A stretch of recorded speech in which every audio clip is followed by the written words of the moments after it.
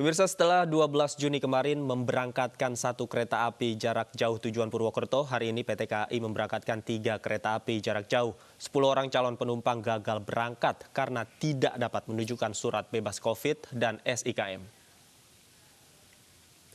Hari ini PT KAI kembali memberangkatkan 2 kereta api jarak jauh, yaitu kereta api Bengawan tujuan Purwosari yang berangkat setengah 7 pagi dan kereta api Tegal Express tujuan Tegal yang diberangkatkan pukul 7:40 dari stasiun Pasar Senen, Jakarta.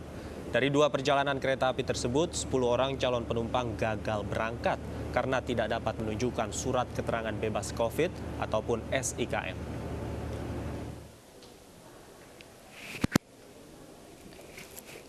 Pada masa PSBB transisi, beberapa maskapai kembali membuka rute penerbangan domestik. Namun penerbangan tersebut masih terbatas dan hanya mencakup beberapa rute saja. Bahkan tidak sedikit yang mengalami perubahan jadwal atau dibatalkan. Bagi calon penumpang juga diharuskan membawa sejumlah dokumen persyaratan, diantaranya surat keterangan sehat. Jika calon penumpang berasal dari daerah yang tidak memiliki hasil tes PCR maupun rapid test, maka wajib menyertakan surat bebas influenza dari rumah sakit atau puskesmas setempat.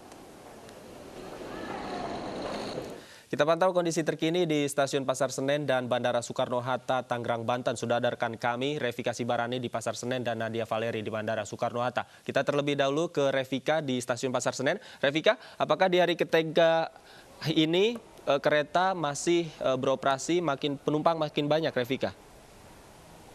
Ya, Davi, sebelumnya dapat kami informasikan setelah 12 Juni lalu PT KAI memberangkatkan satu kereta api jarak jauh dari stasiun Pasar Senen, yakni kereta api Serayu tujuan Purwokerto. Pada hari ini, Minggu 14 Juni 2020, PT KAI kembali memberangkatkan 2 kereta api jarak jauh lainnya, yakni kereta api Bengawan, yakni tujuan ke Purwosari, dan juga kereta api Tegal Express tujuan Tegal. Sehingga per 14 Juni 2020 ini, PT KAI dari Stasiun Pasar Senen ini memberangkatkan 3 kereta api jarak jauh setiap harinya, yakni tujuan Purwosari, Tegal, dan juga Purwokerto, yang mana masing-masing dari pukul 6.30, kemudian 7.45 dan 9.15. Kemudian jika kita berbicara terkait jumlah penumpang kereta api jarak jauh ini, pantauan kami memang tidak terlalu banyak sejak pagi tadi, dan kami juga mendapatkan data per hari ini evaluasi 3 kereta api jarak jauh yang diberangkatkan ada sebanyak 20 penumpang yang berhasil diberangkatkan, namun ada 13 penumpang lainnya yang terpaksa gagal berangkat lantaran tidak dapat menunjukkan surat keterangan bebas COVID dan SIKM atau surat izin keluar masuk Jakarta sesuai dengan surat edaran gugus tugas percepatan penanganan COVID-19.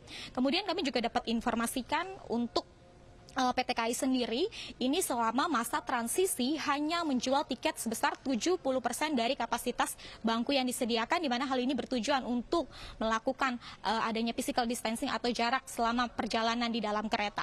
Untuk mengetahui informasi dari Bandara Soekarno-Hatta, ada rekan kami Nadia Valeri. Silakan, Nadia.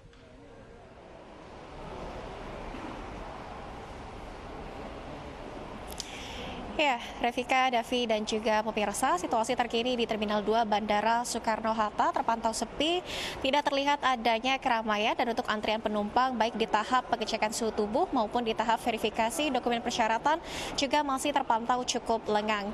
Hingga hari ini, Davi, untuk rute penerbangan domestik yang sudah dibuka memang masih terbatas, bahkan kami melihat dari sejumlah penerbangan yang sudah kembali beroperasi, mayoritas atau sekitar 90% mengalami perubahan jadwal ataupun dibatalkan. Untuk penerbangan yang masih tersedia hingga siang hari ini ataupun dijadwalkan untuk berangkat, diantaranya yakni menuju ke Medan, Makassar, Pekanbaru, Batam, Palangkaraya, Jambi, dan juga Pangkal Pinang. Dan hingga saat ini juga sejumlah persyaratan masih dibutuhkan bagi calon penumpang, yakni penumpang diharuskan untuk membawa surat keterangan sehat ataupun bebas COVID-19 melalui tes PCR ataupun rapid test.